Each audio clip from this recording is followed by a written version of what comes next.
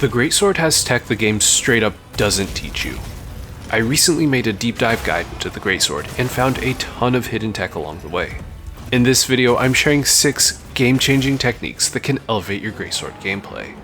Some of these are well known, while others are so obscure you won't find them in other guides.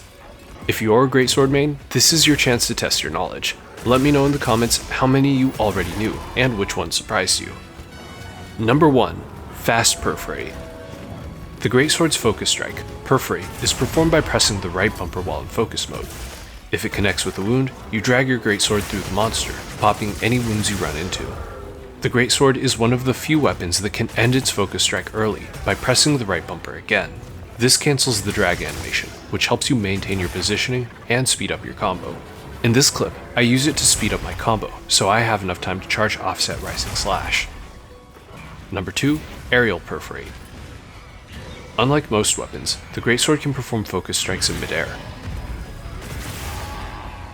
While in the air, if your weapon is drawn, you can perform an aerial perforate by holding the left trigger and pressing the right bumper. If your weapon is sheathed, you can still perform an aerial perforate by holding the left trigger and pressing the top face button and the right bumper at the same time.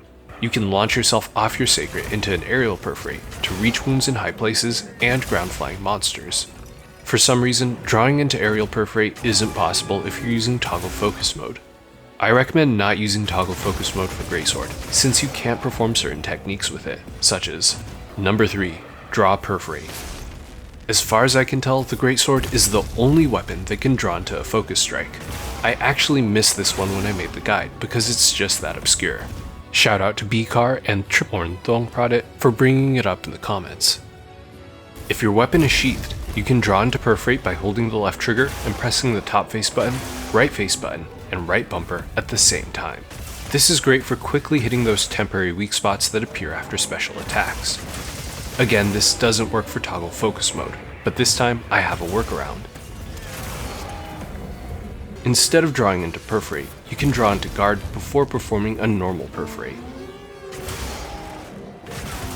It's a bit slower, but it works. Number 4. Perforate Charge Transfer. Last Perforate tech, I promise. Perforate is a good combo starter, but it's also an amazing combo extender because it can inherit charge levels from attacks that come before it. Even better, it can transfer these charge levels to Leaping Wide Slash. Leaping Wide Slash is the third attack of greatsword's secondary combo. By itself, it's okay, but when powered, it hits really hard. For comparison, this is a level 3 charge slash, and this is a level 3 leaping wide slash. It deals nearly the same damage in a fraction of the time. Number 5. Offset rising slash charge transfer. When charging an attack, you can cancel your charge with tackle, which transfers the charge level to the tackle. However, you can't tackle while using offset rising slash, because Capcom ran out of buttons. Luckily, you have another option. Unlike your other charged attacks, offset rising slash can be cancelled by rolling, and rolls combo into tackle. This tackle will inherit offset rising slash's charge level. Okay, but why charge up tackle? Because tackle can also transfer its charge level. Leaping wide slash always inherits tackle's charge level, and a perfect tackle lets charged attacks inherit it too. I'm not going to cover perfect tackles in this video, but if you want to learn everything about the greatsword, check out my full guide. It's linked in the description. Just gonna give you a second to open that tab. Before we get to number 6, I have 2 honorable mentions. The first honorable mention goes to the guard cancel.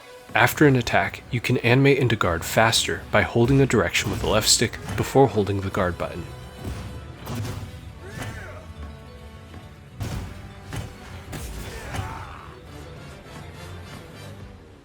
The second honorable mention goes to the focus cancel.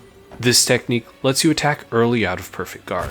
It has very niche use cases, but enables combos that would not be possible without it. In this example, I would not be able to release my offset in time to counter Arcveld's chain slam without the focus cancel. It's easier to perform than it looks, but there are a lot of important details. You can find all of that in my full greatsword guide. Number 6. Max Might Maintenance. Maximum Might is one of your most important affinity skills. The description says it increases affinity if your stamina is kept full for a period of time. Sounds simple. Don't use stamina and you keep the buff. But no, what it doesn't tell you is that you can use stamina and keep the buff as long as you refill it fast enough. This means you can tackle, roll, and perforate without dropping maximum might.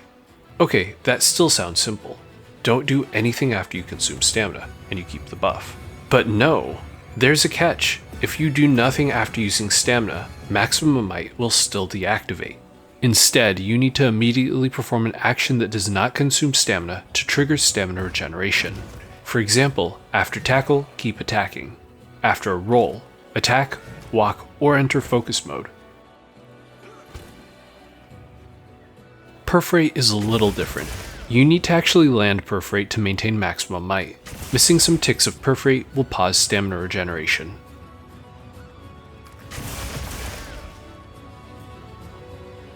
If you want to roll into tackle without deactivating maximum might, you can run this set, which gives you the Second Wind 1 set bonus. This gives you a small stamina bar extension that you don't need to keep full for maximum might. This set also comes with 2 points of earplugs, which is super comfy. If you liked the techniques in this video, check out my full guide if you're interested in more.